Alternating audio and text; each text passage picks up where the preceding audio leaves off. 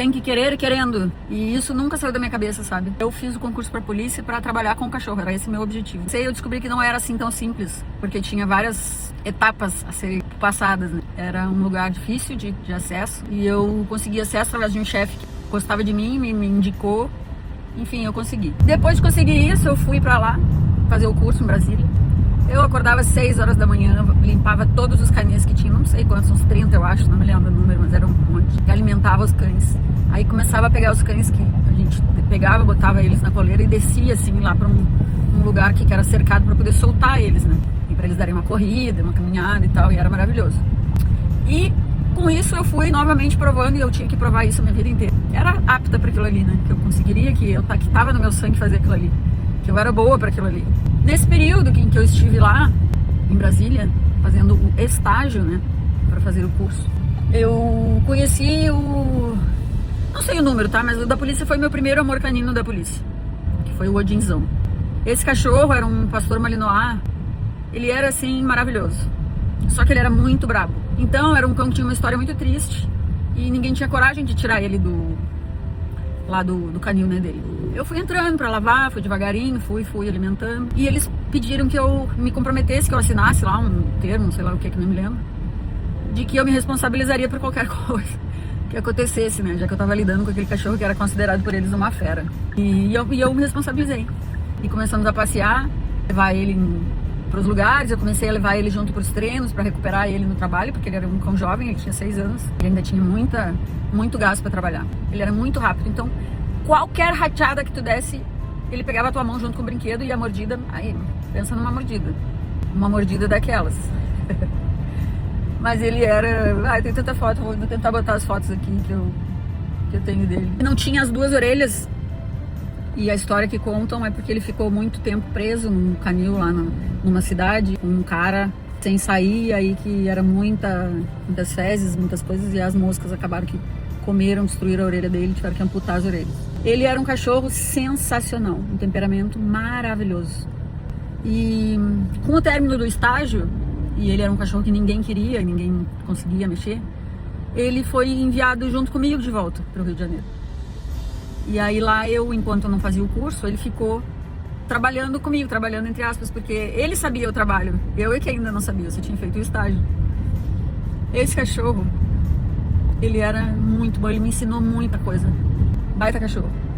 Só depois de vários flagrantes, de várias alegrias que ele me deu, ele começou a ter problema renal.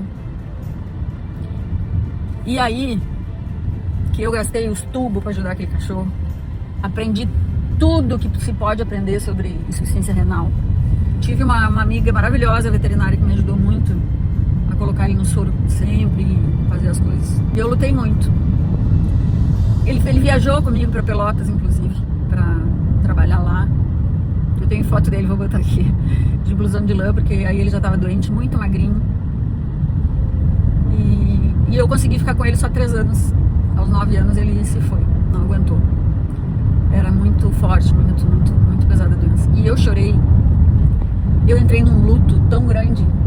E o Dr. Vitor, que vai se lembrar disso, era o meu chefe na época. E cada um que me perguntava, e o Odin? Eu começava a chorar. Porque foi uma relação muito intensa, assim, sabe? Acho que foi porque também meu primeiro cachorro, e ele era muito bom. Depois eu nunca mais consegui ter um cachorro tão bom como ele, assim. E o Dr. Vitor me mandou pra casa pra eu ficar de luto. Ficar 7 dias em casa de luto, porque eu não tinha condições de trabalhar. Todo mundo olhava pra mim e perguntava pelo Odin, e eu tinha que dizer que o Odin tinha morrido, e aí eu morria de chorar. Sofri com a perda daquele cachorro. Mas foi aí que começou a minha história com os cães, assim, de trabalho, né? Aí depois eu tive uma pastora que era muito ruim de trabalho, era queridona e tudo, mas muito ruim, aí foi doada. Depois eu ganhei o Odinzinho, porque eu fiz um texto no Orkut na época, muito emocionada, assim, e aí um canil de Maringá viu a minha postagem e quis me doar um cão. Eu pedi autorização para Brasília, eles me deram. Aí eu recebi o cachorro, treinei o cachorro, doei para Brasília, para o canil, com o acordo de cavalheiros de que eles me doariam de volta caso eu saísse, né, do programa. E aí o Odinzinho ficou comigo até morrer. Quando eu voltei para Porto Alegre, eu saí do canil por problemas de gente chata. E aí ele ficou comigo em casa. Aliás, o Odinzinho, ele ia para casa comigo, né, todos os dias. Ia e voltava. e trabalhava loucamente. Era um cachorro... Aliás, né, gente, eu acho que tudo isso aí é uma insanidade. O pessoal, os cachorreiros que me ouvem, talvez possam comentar alguma coisa aqui, mas isso aí é de uma idiotice completa dizer que o cachorro não pode ir pra casa, que o cachorro tem que ficar só no canil, porque senão não trabalha. Se o cachorro só faz isso, um cachorro bosta, porque um cachorro bom não faz isso não. E aí o Odin já morreu em Porto Alegre com 12 anos, o Odinzinho, com um osteosarcoma. Quando ele não levantou mais, eu não deixei ele sofrer muito mais. Então, as minhas histórias com os Odins foram muito legais, mas foram tristes também. O fim, né? O fim sempre é triste.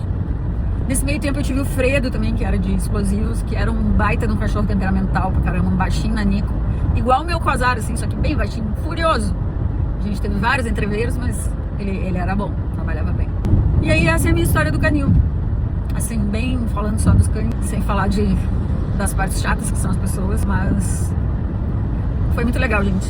Esse sonho que eu consegui realizar, porque eu quis querendo, e eu comecei o vídeo falando disso, foi muito legal. Quando tu consegue uma coisa que tu quer muito na tua vida, e tu batalha muito por isso, porque pra eu ser cachorreira do canil, eu tive que primeiro passar no concurso, pra depois começar a trabalhar lá dentro, pra então conseguir ser cachorreira.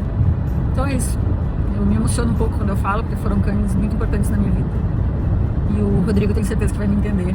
Quando eu vi aquele filme do Togo, que ele também indicou, eu me lembrei muito do Odin, dos Odins, né? Que foram os que mais me marcaram. É isso. Um beijo.